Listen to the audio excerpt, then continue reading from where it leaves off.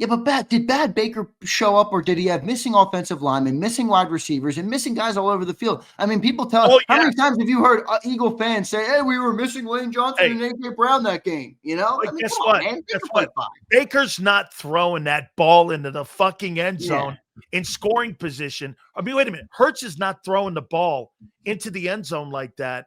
He's not. He's throwing it out of bounds like Brady would. Without further ado, one of Doug's fans, the great Big Z, Zander Krause, joins us right now. What's up, Big Sills? How you doing, brother? How about Doug next week, bro? Yeah, that'd be awesome. I can't wait to see that. Dougie P coming on. I love Dougie P. So that'd be good, man. I got to thank Howard, who's on tomorrow. Howard hooked me up with that, and Doug Peterson. Don't shout it from the rooftops yet. Yeah, you never know how the Eagles will try and stifle your show.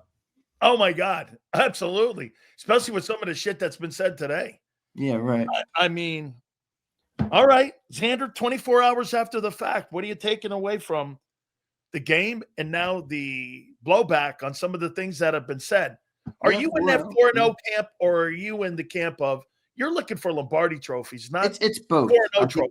I think the honest truth is it's both. I mean, you're 4-0, but that doesn't mean you just go like, all right, we're 4-0, we have zero problems. You know, you're 4-0, but you can be a lot better, and you should be a lot better. You know, and I think you have to try and with that mindset, which I think is what the mindset the team has, honestly. But that's what you got to do to try and keep getting better. And I think they're going to continue to do that. Now, I was trying to think about this because imagine for a second that AJ Brown didn't tweet after the game. Let's just try and live in that world for 1 second. AJ Brown doesn't tweet after the game. I'm probably like, all right, we're 4-0. We've had 2 straight games of inconsistent offense, but we keep winning. We're building toward what we're building toward, you know, where we don't want to play our best football in September anyway, but the flashes you've seen show you how good this team can be, right? I mean, that first half this week, second half last week, you see the flashes of what this team is capable of. You'd probably be feeling like pretty good right now. I mean, yeah, you'd be like, hey, what happened in the second half? Things went wrong. Yeah, we got to get that better. But AJ tweeting, though, brings it to a little bit of a, okay, now my biggest fears are closer to being confirmed. So you think AJ threw cold water on the 4-0 start? No, because I think he's probably right, is what I'm getting at. Like, I would be able to talk myself into the problems aren't that big. He's not buying 4-0 either, though. That's what I'm saying. Yeah. No. What I'm saying is he's now created the level of concern for me. He's increased it because I don't know. A lot of people in here evidently think they know more football than AJ Brown. I don't think they know more football than AJ Brown. You know, he thinks there's something wrong with the offense, clearly with the way he's acted. Now, look, you obviously don't want him doing that. You know, from a talk show host guy said this yesterday. Me and you want him doing it for content. But like as an Eagle fan, I can as a teammate, as a teammate, and even as an Eagle fan, I can sit back and say, yeah, I wish he didn't do it that way. You know, I wish he didn't do it that way. But he did do it that way. You know, I don't feel like he thinks he's being heard or they're listening to him in the locker room or whatever the case may be. And look, at the end of the day, this is all honestly how I still feel. And it's how I felt last night on the postgame show. It's how I still feel today. AJ Brown is AJ Brown. Like we got to do something more to involve that guy in the game plan. And and if you're not going to use him and you're going to be good with the 640-yard projection that he's on right now, and you're going to, you know, run your offense this way, and everybody wants to tell me we keep winning. All right, good. Then why are we paying for AJ Brown? Seriously. That's what he's saying. What's the point of having a killer receiver that does what he does if all we want to do is just be the conservative offense that we are? Now, where people are right is, yeah, we're winning. Sure, we're winning. But like, all right, so why are we paying $55 million on receivers? You know what, though, Zander? I don't think this guy's talking about having to have a 1,600-yard year. I just think he wants to be involved. I think it's 800. I want him to be 80 yards of impact plays. I don't think this guy's looking for anything that's over the top.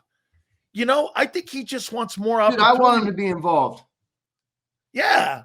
I mean, Dan, How could you not want him to be you involved? have coaches, you have general managers, you have people that have been around this game for 30, 40, 50, 60 years.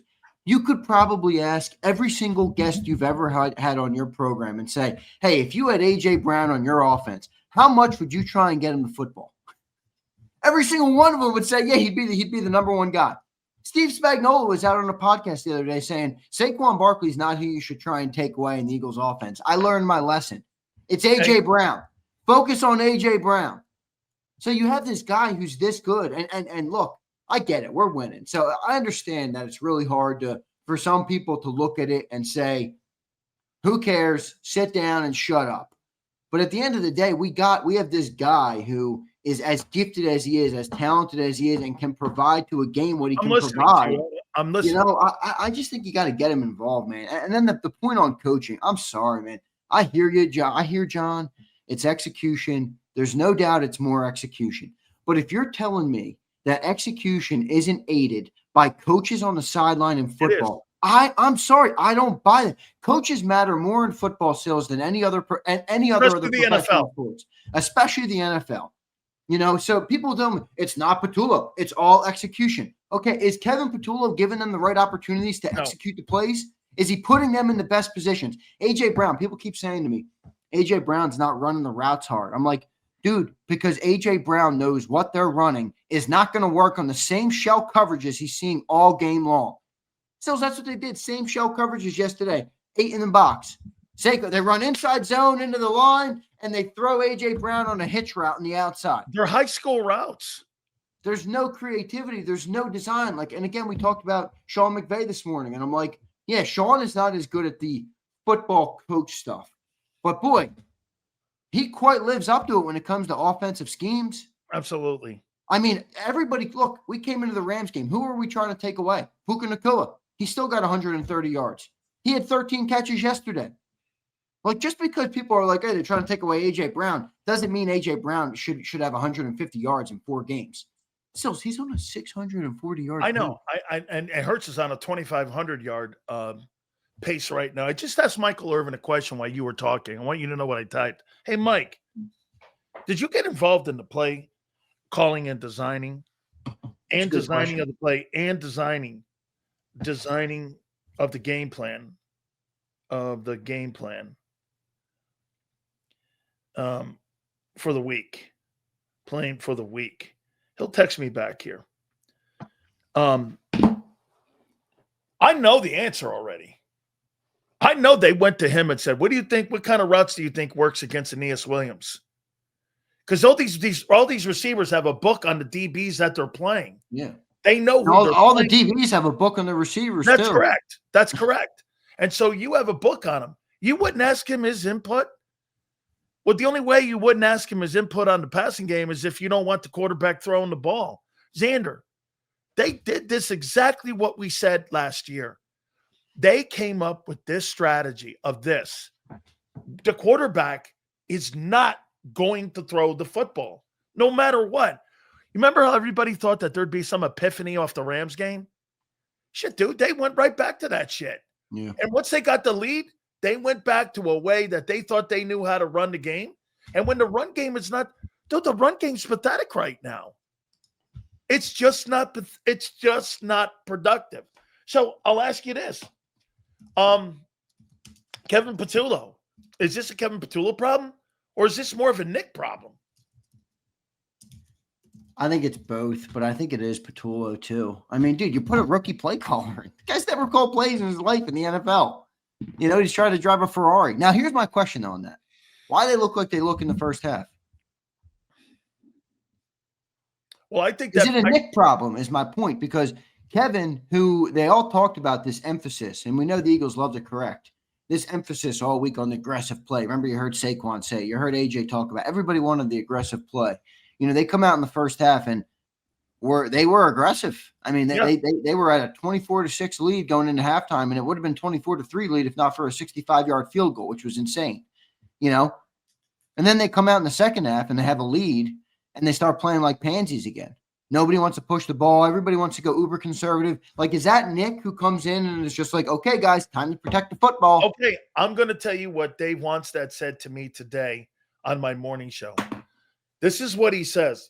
He would go like this to his coordinator and passing offense guy. He would do this, Zander. Hey, let's zone it up and let's play zone. No blitzing. Let's play zone. And the head coach makes that call. Right. So Nick makes that call. That's Nick's call. Let's dummy it down. Well, Nick is the one who wants to be passive. By the way, we're going to do a giveaway on the show today of a JAKIB hat I just did it 45 minutes just for the best take on AJ super chat for our segment today, because we always read our super chats at the end. So anybody who puts in a take on AJ Brown and has the best take on this drama or this saga, I will get your email and I will send you a JAKIB hat today. All right. Do you think this hits TO levels?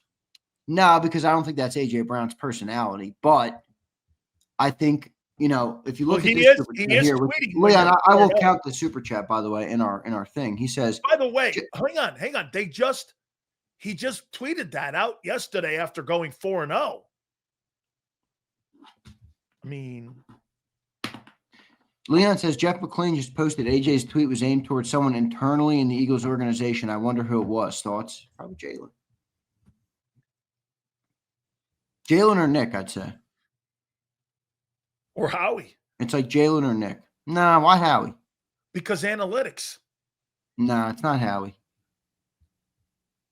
Howie assembled the Avengers on offense, dude. It ain't Howie. Yeah, but they build the game plan around the analytics department. Yeah, but Howie, no. It's not Howie. I'm telling you, it's not Howie. Wait a second. Hear me out. Okay. Howie trades a first-round pick, gives this guy 4-year, $100 million. 2 years later, he ups him, makes him the highest-paid receiver in football again, gives him $32 million. Okay. Right. I did my job. Now you do yours and shut your hole. We're going to do it our way. That's what I'm saying. That's why I don't think it's on Howie. Well, Howie is going to run that team. Wait, you think if AJ's tweet was about Howie? No, I'm going around the room here. It's not I'm going around the room. Okay, I think is it the analytics department? Because this looks very analytical on how they approach going into games. I would say, logic would tell you it's probably the quarterback or the coach. One or the other. Okay. Wait a second. Let's hear me out. You can run through the gauntlet of names. When receivers are mad, who are they normally mad at? The offensive play caller or the quarterback? That's how it goes. But they don't go like this. Somebody in the organization. Somebody in the organization? What's that mean? Most players say somebody in the locker room. Is that what he tweeted out? Exactly that? Because I'd like to know, organization doesn't mean locker room. When a player talks about something going on bad in an organization, that's upstairs to me. When somebody says something going wrong in the locker room, that's coach and player. Nick is brutal to listen to. He commented today. He said, He's an organizational shill. Well, maybe that's I don't know. I don't know who AJ's talking about, but it's obviously somebody. He said, he wants to be here. Obviously, AJ is very important to this football team. I know he wants to contribute and do the things that he's capable of doing. Again, he wants to contribute into these wins. And he's had a couple games where he hasn't been able to do for for different reasons. I question nothing about his desire to play great football and desire of being a good teammate, desire to be here. Who wrote this? Somebody from the Trump White House? Yeah, Nick is brutal. That is such a – when it comes to speaking, Nick is brutal. That's a Bob Lang PR answer. See, I think this is a take that most people aren't ready for. Because everybody keeps saying to me, you don't hear Devontae crying. You don't hear Saquon crying. You don't hear anybody else crying. McGrizzle says AJ could be the mouthpiece for the rest of the offense. Anybody see Devontae Smith walk off the field yesterday? He didn't look too happy either. Now, he is not going to be the player that's going to say something. He is not going to be that guy. But he might be like, shit, man, AJ's right. You think AJ thinks Hurts is overrated as a passer? I don't know if he thinks that. He has come here. He's got he's got 4,800 yards here. What is he talking about? What's he? This is where I think it's the play caller. Because I think AJ sees that they got this Lamborghini and he's like, this dude doesn't know what the hell he's doing. He's not getting his best playmakers involved. And at the end of the day, like AJ Brown believes he should get the ball, and he's right. Yeah, I mean, every time we use the guy in games, we have big games. I had No, one dude say, I I had think one dude tweet at me though. He's like, "Well, would you rather have AJ have 100 yards and a loss?" I'm like, "Yo, dickhead, where did I say that?" But if he had 100 yards, we're probably going to win the game. well, he's pissed off at somebody. He's pissed at somebody. I don't know who it is. I think it's Nick. You hear those guys this morning on the show. I think they know who it is too, but they use that stupid off the record crap. I think it's Nick. I'll tell you I think why. it might be Nick. I'll tell you why it's Nick. Kevin Matullo has no say in what's going on. Dude, he's a pawn in this. It's the coach. This is how he's kept his job. By doing what upstairs wants. It's why the word organization was used and not locker room. He's not talking. What did Gary Cobb say about the mental health thing? That was I didn't interesting. hear that. Listen. Well, I know AJ has battled with mental health. Yeah, but I didn't know that maybe this could be what your boys were talking about too. That AJ Brown's therapist told him that if you've got a problem, go to social media, make your social media feelings known. It's a way for you to get. Wait a second. That's what Gary Cobb said today? Yeah. His therapist told him to go to social media? Yeah. You guys heard it. Where would Gary get that? He wouldn't make that up. No, I'm not accusing Gary of making that up. I'm simply reacting to the information. He said that. I think that's what John and Jeff Kerr know, is that this guy has struggles with depression. The organization. What does that have to do with tweeting after a football game? I just said that. Gary said that his therapist says that that's a way for him to relieve some stress that he might have, that he goes to social media, and that's why the organization never wigs out over it. They never go crazy over it. They protect him and guard him. And they just said, we know that AJ, and look at Nick's response. Nick's response is exactly to that. They got to coddle his mentality. Gary said that. That's not my take. I had no idea about that, dude. I didn't know anything about it. Yeah, I have no. I honestly don't even really want to speak on it because I have no idea. You know what? I'm not professional enough to go. Yeah, and I don't know. I'm not gonna sit up here and try and be the arbiter of what people do or how people handle the shit that happened. And look, it's life. It happens to everybody. Everybody's got their different way of handling it. If that is the case, then aside from the mental health element, AJ Brown, I think has to be more of a professional. If that's the case, I mean, you can't let that come in the way of your business. If you need to deal with that, if that's something that you need, I'm not taking time off for that. Right. I'm not criticizing it, but that can't get in the way of your business, and that's where I would draw the line there. Now, again, I don't know if that's the case. That feels a little out there to me. I'm not going to lie to you, but I know AJ's dealt with stuff in the past. I don't think this is about that personally. Maybe it is, but I don't think it's about that personally. I think AJ Brown's pissed at work. And he knows his name could be in the record books for a receiver. And he knows he should be a dominant receiver. He's a Hall of Fame caliber player. And he knows that what he's doing right now in this offense, and everybody only gives a shit about the W's, and A.J. Brown's like, they're wasting what we're doing here. And whether he's right or wrong, I don't know. A lot of people tell me he's wrong because they keep winning. I'm of the belief that you don't have the defense in the running game as last year, so he's going to be right because we can't get to the Super Bowl unless either we use AJ or they run the ball and get a number one defense in football again. So if that's not the case, I'm of the belief that we need to use AJ Brown to win another Super Bowl. Some people don't think that. Some people are like, hey, who cares? We're 19, 20, and 1. We don't need AJ. And I'm like, all right, well, whatever. Trade him for a corner then. I implore you guys to go back and listen to once it gets posted, the Gary Cobb comments about this, because that's exactly what he said. So go back and listen to that there. That'll be posted a little bit later on. So, Zander, do you think this is a Super Bowl team? Yeah, I still think they're a contender. I just think they have a lot to clean up. They're not a Super Bowl team with the inconsistencies that they played with through 4 weeks. But look, we talked about September. It's a liar's month. It's the early part of the year. Last year, we looked like shit in the first 4 weeks. Now, my comp to last year is not to bail us out of the problems that we have. My comp to last year is actually different. It's to tell Eagles fans, just because we're 4-0 doesn't mean you don't have things to fix. Just like 2-2 didn't mean shit last year, 4-0 doesn't mean shit this year. All right, we haven't proven anything yet, and we have a long way to go to get back to being a Super Bowl team. But I do think still that we're in the conversation. Well, if 2-2 was a fraud, if 2-2 was a fraud a year ago, how is 4-0 not a fraud right now? It is a fraud. I just said that. Okay. So again, when people are posting, I don't care about it. People keep telling me I can't criticize the team because they're 4-0. I don't buy that bullshit. I don't either. I don't either.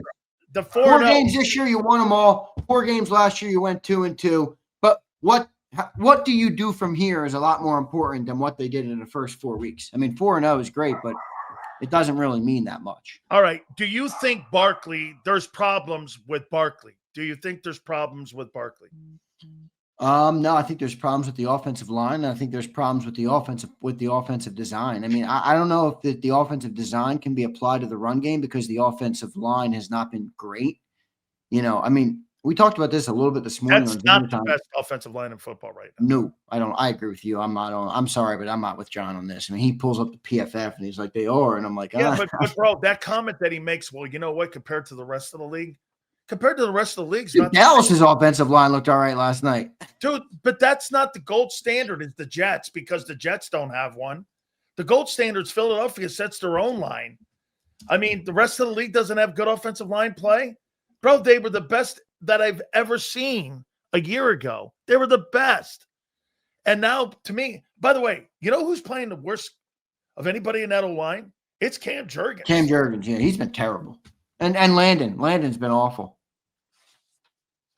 I mean, yeah, Landon's been terrible. Right now, Barkley's on pace for 1,007 yards. Jalen's on pace. That's how high. Jalen, me too. Well, get this. If you're averaging 60 yards a week, yeah, right, you're going to get 1,000 yards in 17 ball games.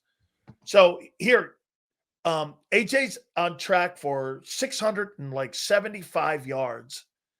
Hurts is on pace for 25, 50, and 19 touchdowns. Bro, this is the worst show on turf. Why? What do you mean? I mean, bro. It's the most inconsistent show on turf. I mean, last week, second half, they weren't the worst show on turf. This week, first half, they weren't, and second half, they were.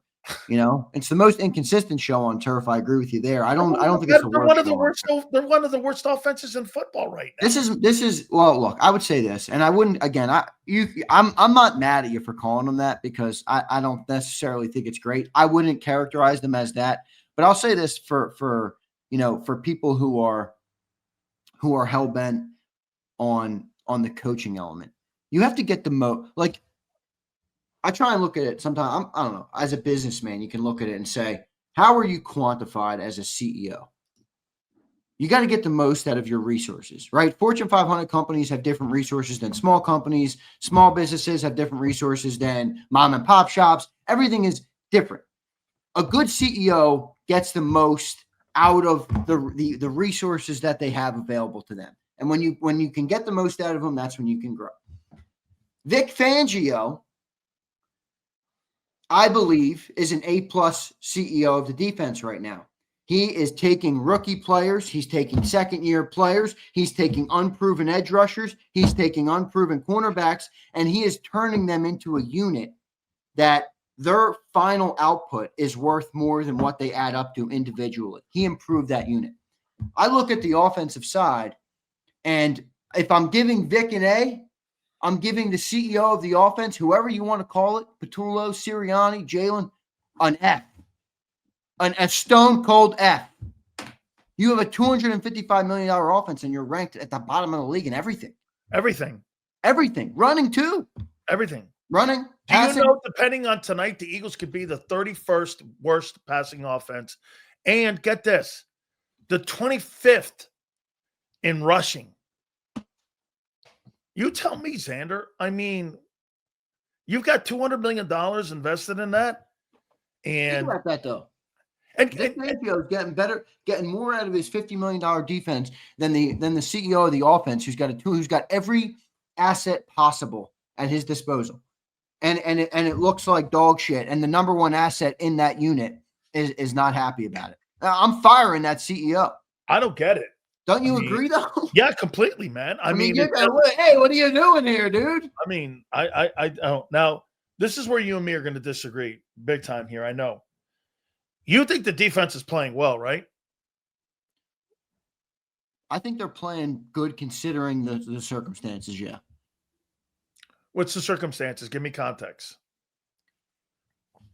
What do you mean by that? What I mean by that is you had an offense yesterday that didn't complete a pass in the second half, had five straight 3-and-outs, and a team that really, and again, I'm with you where you can't just say, hey, if they didn't have those 2 plays, but they gave up 2 big plays, and for the exception of those 2 big plays, and again, they do count, they are knocking the grade, they played pretty damn good. And most times you get 1 3-and-out, it can hurt your defense. They had 5 straight 3-and-outs in the second half. 5. You know how hard that is on dudes that are 300 pounds, 280 pounds, 260 pounds, cornerbacks who are running with receivers all game? You know how hard that is? That's hard to do. So considering that, and considering you had a similar output in the first half last week, I think the defense has done a pretty good job. In fact, I would go as far as to say is if you didn't have this defense doing what they've done, creating the takeaways, doing some of the things that they've done, I don't think you're 4-0 at all. I think they're a much bigger reason for the 4-0 start than the offense is. So they gave up 376 yards in total offense, 5.5 yards of play per play. They gave up 104 yards in rushing, not terrible. 270. What did Baker have? 289 in passing. 2 wide receivers. I should say, I'll take that back. A running back and a wide receiver both went over the century mark for receiving. They had the 2 turnovers, and they basically almost had 400 yards in total offense versus the yeah. I mean, I think that Tampa had a lot more chances because of what we just talked about with the 3 being behind. Look, you're right. I mean, the overall numbers they don't jump off the page yet. They're not like, hey, they've locked teams down to 170 yards, but part of that is you need an offense that moves the ball. So you're saying this to me, and I don't believe you're wrong here. You're saying the inability of the offense not being able to move the sticks in those 3-and-outs allowed Tampa to be able to keep that defense on the field, which it's still maturing and getting better and still learning, gave them, because they were able to steal opportunities and get possessions for them to be able to get back in the game. Because remember something, Zander, if I'm not mistaken, correct me if I'm wrong, didn't you guys have like a 24-6 lead at the half, 23-6 at the half? And they came all the way back to make it a 1-possession ball game. Right. And remember, in that time frame, this is where the offense killed them. Because well, that's what I'm saying. You're saying that Tampa, think about this. Tampa had all that time to get the score close, like you just said. And in that time, they also had 2 turnovers where the Eagles had 2 takeaways and 2 4th-down stops where the Eagles, which is basically not a turnover, but it's a turnover on down. Totally. I count that like a turnover. So the Eagles, that's how many possessions Tampa had. They had enough possessions to get the game close and also have 4 turnovers, 2 turnovers and 2 turnover on downs in the second half. That's how many opportunities they had. And then the week prior, if you look at the Rams game, speaking about this defense, I know the Rams had a lot of yards again, which is why they're not graded high, but hey, 4 straight field goals, for that team, that's arguably the reason the Eagles were able to come back and win. So, that's where I think the defense, while, it hasn't been what it was last year, I think they've shown a lot of good things.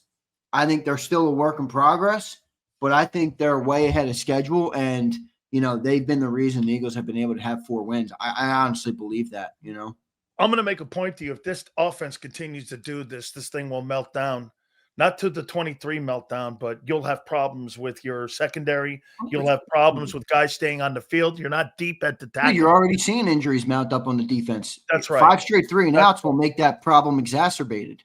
That's a bigger problem when you have that. And that's where I think, my thought process on the sustainability of this team goes, because last year we talked about, can they do this? Can they win all the way to the Super Bowl? We all kind of doubted it until it happened, and they ran their way to a Super Bowl, which is unheard of in the modern NFL game. Eagles were able to do that. They did that with a great running game. They did that with a great defense. Now you're looking at a team right now offensively that hasn't been able to run the ball, hasn't been able to pass the ball with any sort of consistency, if those problems build up and you think you're going to rely on a defense that can save you from 5 straight 3-and-outs every game, I'm sorry, but that's an unfair expectation for the greatest. That's an unfair expectation for the 85 Bears. That's an unfair expectation for the 24 Birds defense. That's an unfair expectation for any defense in history.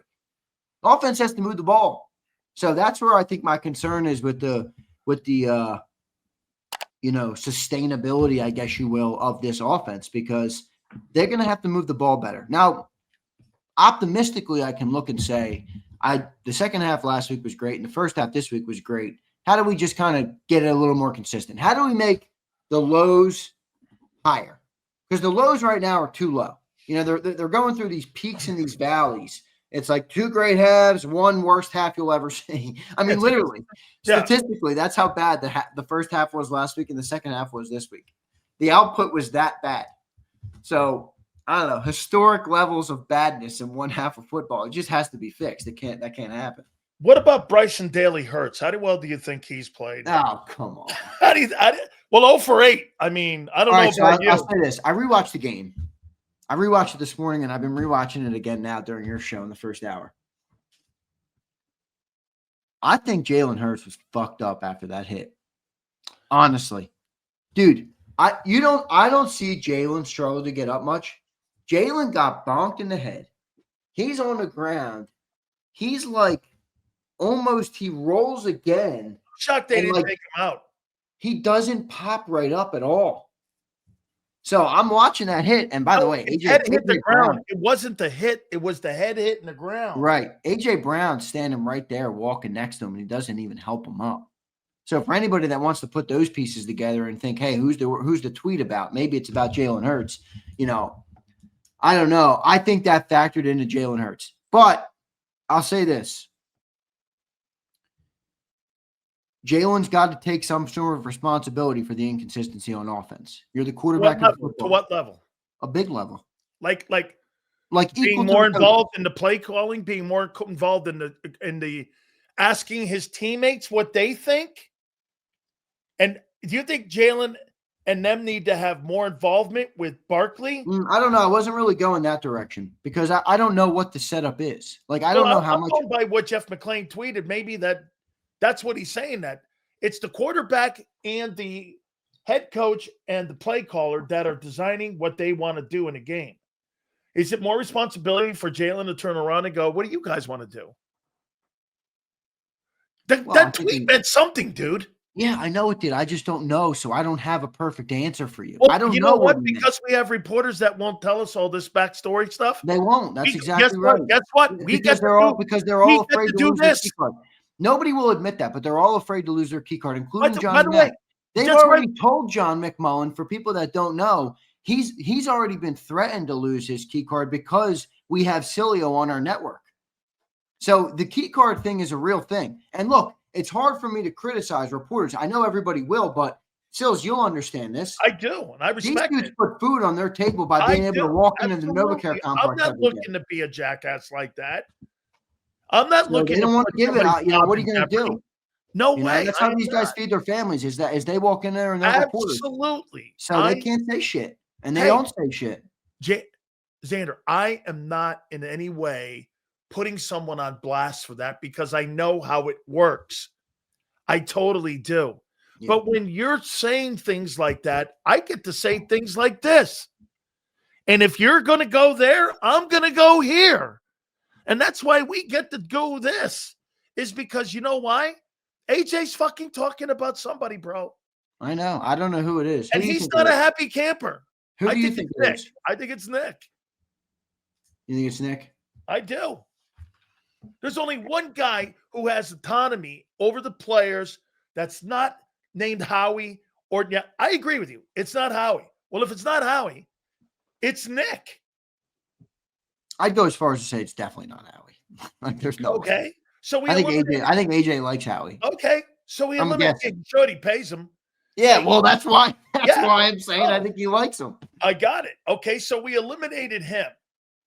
So it's either the quarterback or Nick. Pick one. It's not Kevin Patullo.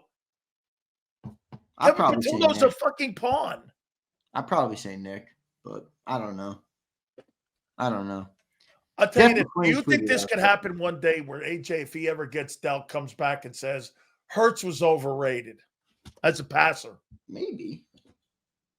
I mean, AJ's a smart guy. Like he's. You're right.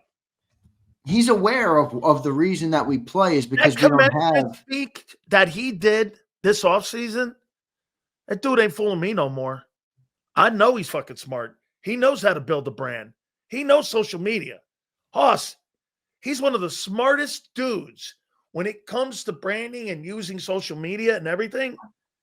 That guy's just some guy snapping off going, hey, this guy's a douche. He picks his moments. Yeah, well, then after I think it's a game where he got again 2. So wait a minute. What was the number? 4 catches between AJ and Devontae. Hey, did you see too? AJ Brown and Devontae Smith's jersey. Those guys looked like they just got off the bus. They weren't dirty. They walked in like they didn't do anything for the game. I was like, holy shit. Would they have 36 yards and 4 catches? AJ Brown and Devontae Smith. It's Nick. Think about what Jalen said last week. It's Nick. Yeah, it's Nick. It's not Jalen. It's Nick. Yeah, because Nick is saying this. Hey, Jalen, guess what? Fuck what those guys think. You're 20-1. Don't turn the ball over. You can win with 100 yards. And Jalen's bought into it because you know why? He is winning with 100 yards. He is winning. Baker Mayfield made 2 horrific plays. You can't do this, man. Baker showed up. Yeah, but did Bad Baker show up, or did he have missing offensive linemen, missing wide receivers, and missing guys all over the field? I mean, people tell us, how many times have you heard Eagle fans say, hey, we were missing Lane Johnson and A.J. Brown that game? You know? I mean, guess what? Guess what? Baker's not throwing that ball into the fucking end zone in scoring position. I mean, wait a minute. Hurts is not throwing the ball into the end zone like that. He's not. He's throwing it out of bounds like Brady would. Jalen is going to live another day. He's going to kick a field goal, and he's going to live another day. Bro, this thing here, it's funny. Like you said, it's the damnedest thing I've ever seen. I've never seen a fucking team win games looking so horrific on offense. I mean, this is like a beer drinkers league. Yeah, but here's the beauty of it. With tremendous talent. Here's the beauty of it. The beauty of it is I don't know another team that would have this level of fluctuation and win. Dude. And they win. They win. It's crazy. They got this weird habit, man. They just know how to win. Here's the craziest thing of all time. You're playing D-plus football, and you're 4-0 against the Chiefs, the Rams, the Bucks, and the Cowboys. I don't know about you, man. Yeah. If I was the rest of the league, if you don't catch these fuckers now, you ain't ever catching. I said that on the Tampa show. I said, let me tell you something, boys. If you don't catch this Eagle team now, you ain't ever catching them in the next 3 years. Yeah, well, they can't just rely on talent forever. I don't think it's sustainable. Hey, what'd you make of my bet? Your bet's great, but I don't think you're going to live up to it. Yeah, I'm going to. I don't think you are. I will. You're telling me if there's a parade on Broad Street, you're going to shave your hair. I'll tell you what I'll do. If there's a parade on Broad Street, I will change this. I will come to Philly and you can cut it. You're making another bet now? Just live up to your first bet. I'm going to add an asterisk to this here. I'll come to Philly and you can cut it on Broad Street. Right there on your dock. On the parade float? That'd be great. On the parade float, right in front of the mayor's place. Oh, man, I hope they win it again. But they got some things to clean up to do that. They absolutely do. It's all right to say. All right, Eagle fans. It's like, holy shit. I don't know what happened to Philly, man. I really don't. So, some of these people I really don't think have ever stepped foot in Philadelphia. I really don't. I really don't. Some of these people, it's like, how could you say one thing about the Eagles? I'm like, bro, have you ever been in Philly? You could be 14-0 in Philly, and the people got some shit to bitch about. That's Philadelphia in a nutshell, dude. Like, it's funny. And then I get on YouTube and I'm like, wow, these people aren't, you can't really speak like you normally speak about football. You start talking about football to somebody in Philly, you start, what the fuck's going on? What's going on with the passing game? You come on here and everybody's like, it's ridiculous, but it is what it is. Your Bama team had a huge win. Oh, dude, I'm so happy we're going to talk about that. Yeah, they did. And man, did they need it. Number one. Kirby Smart's 1-7 versus Bama. And he's 0-2 versus Kalen DeBoer. That's ridiculous, man. That was a huge win. The massive, season, massive. It would have fell off the rails if they lost that game because they would have already had 2 losses with a tough schedule coming up. And now they're going to get back into the upper rankings. What'd they make them? Did they raise them up? Let me see. I know this. Game day. I think if I'm not mistaken, I think game day is going to be doing this Vandy Alabama game. Oh, they put Oregon at 2. You guys got bumped. Bama 10, Georgia 12. Yeah, we were. So Bama's back in the top 10. Now you're in good shape. By the way, Ty Simpson. Did you watch that game, Bama Georgia? Yeah, I did. Dude, that kid's got an arm. That dude whips that ball in there. He rockets that thing. He's got a cannon of an arm on him. I like the way he plays. And then the other thing I would say is Bama, we don't need to use Ryan Williams as much as people say. I like him and all, but those other dudes that they got over there are really good players still. Like I would be using them. Jeremy Bernard, that Isaiah Horton kid who had a touchdown in that game. I mean, I like both of those players a lot. I'd be using them a lot more. I mean, I know Ryan Williams is a good player, but he's also got a drop problem. One of the greatest conversations right now going on in Philly has to be the greatness of Nick Sirianni and the greatness of James Franklin. Hey, dude. That was I've been telling Penn State people that James Franklin's a joke since the day they hired him. Nobody wants to hear it because Penn State fans are a rare breed. They're worse. They're like the Eagle fans you can't talk football with on steroids. You see that crowd? That was really awesome. That what, the Penn State crowd? That whiteout was awesome. That environment. Like that. It's really great. I mean, it's always like that. I mean, it's cool. It is cool. It's one of the coolest atmospheres in football. You know, it's the second biggest stadium in the country. Yeah. Next to the big house up in. Yeah, man. I was stunned. I mean, James Franklin can't win big games. I think he's like 4-21. He's worse than that. I think it's lower than that. I thought I saw he's like 1-18 versus AP top 5. Man, absolutely. All right, let's do some of these supers, brother. Yeah, let's do it. I want to give away a Jacob hat. I don't know how many super chats we got, but here's Kimberly. Frank Reich coming in can help neutralize the offense. Not till December, first week of December. Jalen was forcing it to AJ. Guys, you have 10 minutes. If you guys give super chats, I'll enter you in. There's only like 8 of them, so we'll have only one winner of all of them. Mauricio says Jalen was forcing it to AJ. I think it's Nick. Yeah, I agree. Yeah, but you know those targets. Those targets seem like. Did you hear what Emmanuel Acho said? He goes like this. They were like, "Hey, here's some targets to make you feel better," and they were really non-impact targets that they had for the guy. You know what I mean? Guys, super chats. You guys get a shot. They were BS targets. They were BS targets. You got a shot to win that lids on Zander's head right there. Make sure you bring it aboard. Pump says, I mean, of course it's Nick. We hired the passing game coordinator of the 28th passing attack to be the OC. Pure comedy with these dudes. Wow. Look, I know people love to chirp at Pump, but he's right about that. Dude. Passing game sucked last year. Wait a second, though. Think about it. Passing game wasn't great last year. All right, didn't matter. Had the great defense, had the great running game, won a Super Bowl, agreed. Then you take the passing game coordinator of that offense, you elevate him to the offensive coordinator, and what do you see in the first 4 weeks? Another passing game that has A.J. Brown crying on Twitter. I'm with you, man. I don't know. It's like, is it as simple as like 2 + 2 = 4, everybody? It was almost like you know what I mean? Hey, you want the job? It's yours. Go ahead. 2 + 2 does = 4, right, everybody? I don't know. Sometimes I think we talk ourselves in circles about this stuff, man. Pumper might be right. Sig Lord says, I have a good AJ take, but it's off the record. Don't rip. Hey, listen, Xander's right. Listen, dude, not just John. Those people have jobs to do, man. It's why I never wanted to be involved. Yeah, but it just shows you. It's like, yeah, I guess whatever. I don't want to criticize. Yeah, no, there's no sense to going there. But again, I'll tell you what, JAKIB Sports is not bought and sold by anybody. We talk about what we want, when we want, how we want, where we want. Hello. Right.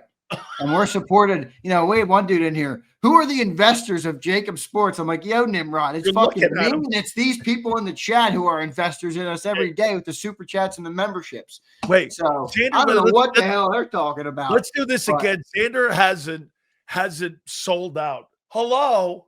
Sold out. I don't sell out. I got a backbone and a spine. Hello. Z, I agree with you and Sills. Not sustainable. Yeah, it's not sustainable. No way. You know what, Xander? It would be sustainable if the run game was number 2 in the NFL. Kimberly says AJ in this offense is like keeping a tiger in a cage. Yeah. Yeah. Did we reach the goal? We're 7 out of 10 supers to reach the goal. If you don't reach the goal, you guys can kick rock. Actually, if they don't reach the goal, we're going to do it. Here we go. We got another one. We might reach it. We're at the 8, up to 8 now. We need 2 more. JD3 said, shout out to all the Dion haters. He turned a Pac-12 doormat team to a Big 12 doormat team. I don't know how anyone doubted him. Hey, JD3, he's 15-15 right now. He's 2-3 on the season. I'm trying to figure out where we're going here. I mean, where are we going? He's a famous coach, but is he a good coach? I don't know. And then, of course, his kid's on the sideline doing this shit. Oh, my God, Dilly got a shot. I didn't. Like you were like a 5-year-old in a playground, and somebody got a chance and he didn't. Holy the Browns shit. went to Dylan Gabriel. That dude stinks. Why? I know. And they got homie there at the 3rd quarterback in Cleveland. Yeah, hey, by the way, I want to ask you one more time here, man. How you doing on that Packer team? How you feeling about them? Well, I still feel like they're the one thing I love about the NFL is that any given week it really can change. It's so week to week. But the Packers have a lot of players, man. Like they put up 37 last night in regulation, and they're missing like 2 or 3 different receivers out there. Tucker Kraft was a little bit banged up. I know he played last night. So I think the Packers are going to be there, but I'm not a believer in them to be the clutch team in the playoffs. I'm just not. And until they prove it to me, I'm going to have the same take. They got a good roster. They got a good opportunity in front of them, but they got to prove it. They got to earn their stripes. The Eagles have earned their stripes. They've won quite a few playoff games. The Eagles have earned their stripes. The Packers have not. That's right. They have the equity, man. I mean, end of the day here, for me, I want to see more of it. I told you guys, even when they were 2-0, I'm like, yeah, I don't know. No. Yeah, I don't know. Who did I miss? Brian said, this much wide receiver talent and not using it in the name of turnover reduction is like turning down Sydney Sweeney and effing Lizzo just because she plays the flute. Hey, man. I mean, I like AJ. Brian, you have to go. He hits us with a she plays the flute. Brian, do you have to take it to the fullest extremes here on a family show, my friend? Plays the flute. Yeah, but then they go to Bad Bunny. We're ready to roll. Yeah, can we talk about that for a second? What the hell? I don't know. I got to get my daughter's going to help me. Everybody's afraid to talk about shit. Like I always get a kick out of that. Bad Bunny is the stupidest selection I've ever seen. Now, we can talk about this for a lot of different reasons, right? I'm fascinated by the business element because you have an American dominant sport in football that has dominated the American audience by a country mile, and ask any TV executive on the planet, the most valuable audience in the world is the USA audience by far. By far. They're making a gamble to not play to any of the American audience and look for, and I guess look for more of that international audience and where they are trying to. And youth? 1834. You think there's youngins in America that are listening to Bad Bunny? He doesn't even speak English. Yeah, dude, check out the Grammys. When that guy went on stage, I legitimately don't think I've ever heard a Bad Bunny song in my life. I don't know. I haven't either. But again, they're not trying to appeal to us. They want a younger audience. That's a gamble from a business perspective. That's right. That's what you're saying. Yeah. That's I don't care about the politics. I mean, I know people love talking about politics, but I don't really give a shit. I mean, hey, listen, I think it's a gamble that it's going to be. I can't wait to have my popcorn and beer watching it because you know why? It's great content for me. I'll be doing a post game. I'll be doing a halftime show. No, Bad Bunny for me, bro. I'm out on Bad Bunny. Well, hey, get this. This thing here is going to be interesting. I want to see how this thing plays out. I really do. If the NFL, I'll tell you what, they're dropping their onions on this. This thing's either going to go really well or it's going to go really south. Bro, I'm with you, though. Who the fuck is Bad Bunny? People keep telling me, who the hell is Bad Bunny? Hey, I'm telling you, man. They went from Taylor Swift to him. That is a terrible stage. Oh, here we go. We got somebody. No Limit. All right, No Limit. We got one listener of Bad Bunny in the building. I guarantee he's 19, 20 years old. Oh, my goodness. Bad Bunny. My kid knows Bad Bunny. I have never heard of Bad. I do not know one song by Bad Bunny. They're the only ones that keep me updated on that shit. Let me look them up. Bad Bunny songs. He's supposedly like a Puerto Rican singer. Dude, I don't know one of these song names. Well, they're not names. I like it. Hey. Ojitos Lindos. Yeah, it's all Spanish. The only reason I know about this guy is because of my kid.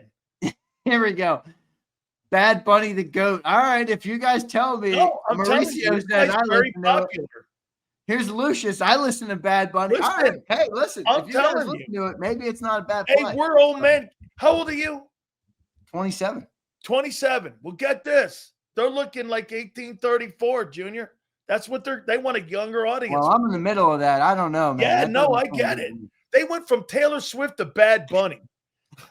Bad Bunny is ass. I'm telling you, bro. Charlie says, who is Bad Bunny? I get the business aspect. See, this is where people don't listen. Marquise, did you listen to me? I know Puerto Ricans. That's my whole premise. Puerto Ricans and Dominicans would heavily disagree with me. I know. My whole premise to you, Marquise, is that the NFL reaches the number one American audience that's not Puerto Ricans and Dominicans of any program that exists right now. Yeah. They are directly saying we care more about the Puerto Rican and the Dominican audience than the American audience. Marquise, it's a gamble from a business perspective. Zander's coming from a business ownership kind of mentality here. I don't give a shit about the politics. I don't give a shit if you're Puerto Ricans, Dominicans, or Martians. It doesn't matter here. See, this is the funniest part about the DS is right. The NFL is so huge they can't mess it up. He's probably right. Like we're all going to sit there and watch it. Yeah, you know, they're Teflon on this shit. Absolutely true. They truly are Teflon. All right, we got a couple more supers. Thanks, everybody. Appreciate it. J5 says, is September still a liar's month? Still, is cutting your dome seems like it's all truth to you, brother. Ooh, watch the film, Sills, if you have time. Seriously, it will tell you a lot. Blocking is suspect. He's right. Yeah. Blocking brutal. And he's right. You just made a bet based on September Liars Month, Sills, which would mean you're a believer in that truth. Yeah, I know. Just like when you guys were trying to get on Big Sills when you were 9-0, 10-0, and I kept telling you that ain't it. Sills, is that a Jacob hat winner right there? Yeah. That might be today's hat winner. There you go. That's the hat. A couple more. That's the hat. William says, I say we win it all again. Or will we win it all again? Guess what? Same shit next year. We need mature stability on offense. Reich? Yeah, Reich would be good because he ain't going to get hired as a head coach again. And I'll tell you what, he has autonomy with the owner. Owner loves him. Leon says, Ice is going to take Bad Bunny at halftime. It's the plan. Oh, wait a minute. So Trump's going to be waiting for. Well, no. Apparently he canceled like his American tour or something. He canceled his American tour because of Ice. Yeah, I don't know. Funny. Yeah. Dio says AJ tweet was saying GU and Tide effing blow. Oh, shut up, Dio. What a brutal take. William, we got that one. Here's Lucius. Hashtag fire Nick Sirianni. Yeah. I'll continue this from yesterday. So you're telling me that Hurts and AJ go for 1,400 plus with Shane, but not since. It's all Nick. It is Nicky. It's Nicky Sirianni. The greatest, according to Reuben Franks, the greatest coach in the history of National Football. Here, this is a good take. Kimberly says AJ in this offense is like keeping a tiger in a cage. Yes, it is. Wasn't it great seeing LSU get beat by Ole Miss too? Oh, I love Brian Kelly going down. Dude, who told you on Friday? Who? What did I say on Friday? Yeah, well, you know what he did. Mike North was on this show, and he said, take LSU. I immediately jumped in the chat and said, chat, do not take LSU. Take Ole Miss, because Lane Kiffin is not about to lose to Brian Kelly. I guarantee it. And Right, what did Ole true. Miss do? They come out and they win. I knew they were going to win that game. I knew they were going to win that game. I can't stand it. I can't stand it. Let's get these, All man. right. I gotta pay. Yeah. I gotta pay a bill here. Oh shit! I gotta send a hat too. Let's pick somebody. Pumper says Ringo Redemption. Sills, get with the program. This dude is a wagon. You woke up a sleeping giant. My seventh heaven. Yeah, he was. Hey, listen, you're right. He wasn't awful. Just can't tackle, but it's all right. He's the best. He's better than what they have. You're right. Play him. Sly couldn't tackle either. He was a good corner. Sly couldn't tackle either. Okay, fair. JD3 says, just seen some guy say Colorado was 1-11 before Dion, and he's right. Dion has turned that program around with some big almost wins against Vegas Community College. JD3, you're not a Dion guy. I kind of like Dion. JD3, very good, very good. I kind of like Dion. Yeah. Well, not gonna lie. I'll tell you what, he's famous. I don't know if he's a good coach or not. He's famous. I think he's a good developer of boys to men. Okay. I don't think we have enough proof of that yet, but I like some of the messaging that he's given. Well, because he's got people like Marshall Falk, and he's got a lot of people on the sidelines there that know how to develop football players. Right. But I don't know if he's a good coach. You see that game? I don't either. I don't think I know that. The game management he had against BYU was all over the place. Yeah, right. As a coach, I guess he's still. That's what I'm talking. I'm not talking about a people man. AJ in this offense is like watching Creed versus Drago. Oh man. We got an Ivan Drago pull today. Oh, cow. This guy here ain't a Bad Bunny guy. I'll tell you. All right, rapid fire. Let's pick one. All right, these are my contenders. I have a good AJ take, but it's off the record. You want to go Sydney Sweeney route? I think you went too far on that. I like the guy who did the I like the $10 one. You like this guy? Yeah, this guy here. So you like the guy who took a shit on you? Yeah. Yes. All right, I'll claim him the winner. J5, You want to win a Jacob hat? Let's do it, brother. All right, good stuff. Wait, let me send him my email. All right, here we go. Fantastic there. How about Sileo tweeting on the show? You can see how brain dead this guy is when it comes to technology. Guy's a great football talker, but watching him use tech literally gives me an aneurysm. I'm sitting here like, the fuck is he doing over there? It's taking him 14 years to type a 2-word tweet. I don't know what he's doing. Yeah. Oh, it's so 5 years, everybody. 5 years he's done a digital show. Guy still doesn't know, barely knows how to click the link. J5, Sills, will you take a look at the film? Seriously, I'd like your insight. We win in the trenches. Yeah, you're not playing very well down there right now. You're just not. I mean, look at the run offense.